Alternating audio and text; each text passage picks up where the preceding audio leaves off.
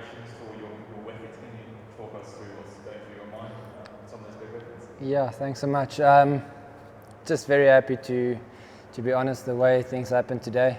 I didn't wake up expecting this to happen, but yeah, from a personal point of view, just really happy to be bowling with the red ball again. Really excited to be with the team. It's an unbelievable attack. Guys have shown what they can do.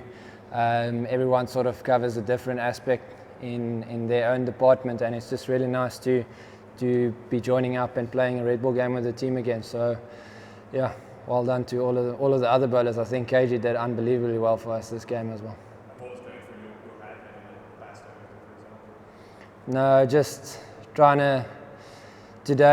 to like, weren't happy with the start, and then obviously try and rev it up a bit later on, probably the second or third over, and yeah, fortunately got the nick and got the wicket and got some momentum going, and then try and run with that as long as possible. That's generally my job, and yeah, try and get the energy on and the momentum on our side. So yeah, that's generally what I have to do when it's a little bit tougher. So yeah, just happy we could get it quite early on. We're going to go Neil, Rose, then George, then you, then Anrich, with respect to everyone else in this room, I don't think any of us know what it's like to bowl at 150 kilometres an hour.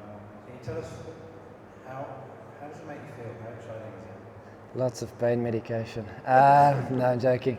No, yeah, it's exciting. It's obviously something I've wanted to do since I was a kid, and to be able to do it now, it's hard work. You have to identify, you have to get yourself up at certain stages. Sometimes you think you bowled the ball and it just goes to the boundary, or the right ball and it just goes to the boundary, and then you have your captain there in your ear saying it's a good ball, keep going, keep going. So I think that helped me today at stages as well. But yeah, it's a nice feeling, but I don't try and look into it too much when I'm obviously playing. When I'm off the field, I try to sort of focus, train accordingly, but when I'm on the field, I just try and execute as much as possible. You don't look at the speed camera, I do, but it's not a focus of trying to go quicker or slower or whatever it might be, but it is nice to see when the rhythm is there. Sometimes it feels like it's a lot slower, and the speed gun says something different. Sometimes it feels faster and the speed gun says slower. So yeah, it's something I notice, but I don't really pay too much attention to it. And when you heard that you had this kind of a more aggressive approach to batting, and then you maybe saw the way that came in the first innings, what does that do in terms of your approach? And do you feel like going faster and kind of more aggressively is a good way to counter that? Not really. It's really about the conditions and what the conditions are on the day, I think. If conditions allow for that, then yes, definitely. If it's maybe a bit, I don't know, more spicy, and it might be just try and hit a length, then we go to that. But generally my job is to try and bring some energy, try and bring some heat to the game, and on the day.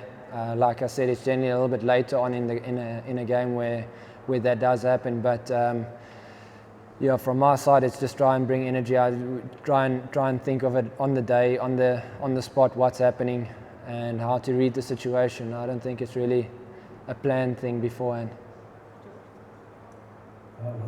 Well batted. England seem to want to try and knock your head off most of the time when you're batting. They did in South Africa as well. You've got a lot of your wickets basically bowling on length, using the wickets. Were you surprised by their tactic to you and to the other South African batters? To be honest, I knew I was going to get it.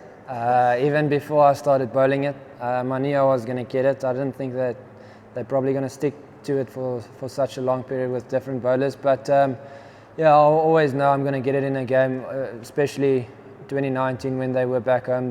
That's what they mainly did to me, try and survive that. Yeah, wicket probably didn't allow it at stages, so try and capitalize where you can with that. But different wicket, might be different again, so not really trying to read too much into it. Either way I'm going to get it again, so might as well try and dish out a few to them as well. Did you actually put your wickets bowling length? Yeah, most of it was, I think probably all of it was length.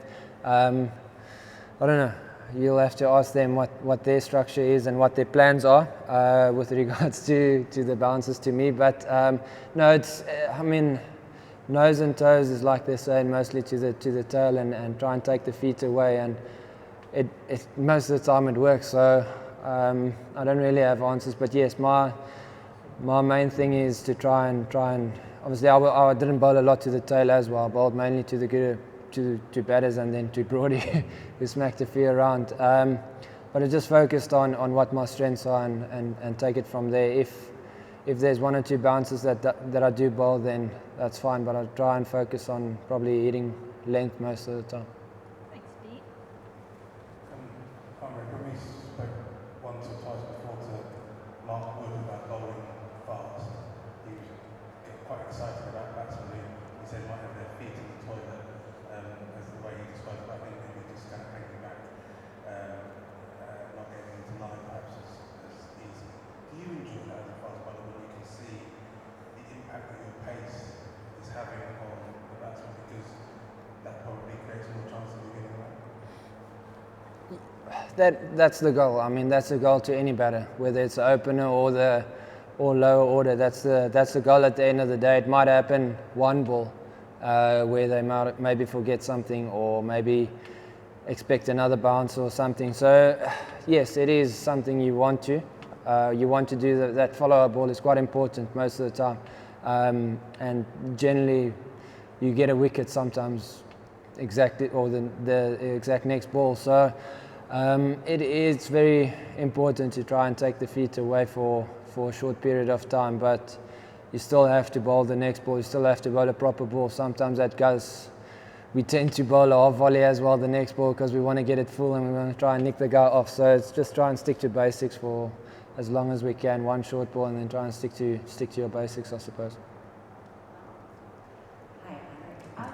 You mentioned Daniel before and the encouragement that he gives you. I just wondered if you could talk a little bit more about what kind of captain he is and how you found he brings the best out of you. Yeah, Dean is quite straightforward.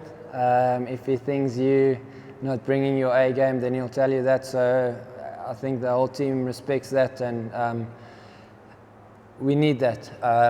You need someone to tell you, not someone to beat around the bush to say, it's okay, it's okay. He'll tell you that's not good enough. And at stages, that's what happened. At stages, he thought that what I was doing was the right thing. He obviously encourages, like I said earlier, for me to go out, bring energy, bowl quick. That's my job. Try and bowl quick and bring the energy, bring momentum to the team. It paid off today. Hopefully it pays off again. But yeah, he does encourage me to be myself and try and express myself as a bowler. So really enjoy having him as a captain. It's really nice, and it's nice to have that honesty as well from a captain. Thanks. We'll look to end the topic. Hello, Anrich. Very well done.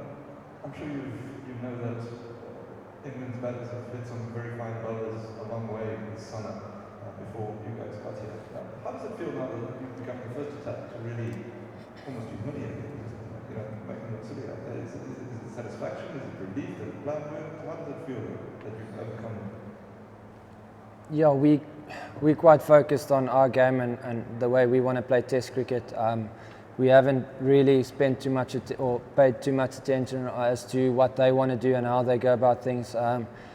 Next game it might go their way again, so we sort of have to start from scratch again and focus on what we did really well this game and try and sort of find the areas, like Dean said earlier, where we can still improve. I do think there's periods and areas and short stages where we lost a bit of momentum, but yeah, we're not looking too much into what they do and how they go about things. We want to try and control what we can, like they always say, control the controllables, and not look too far ahead as to what they're going to do, but just try and execute what we want to.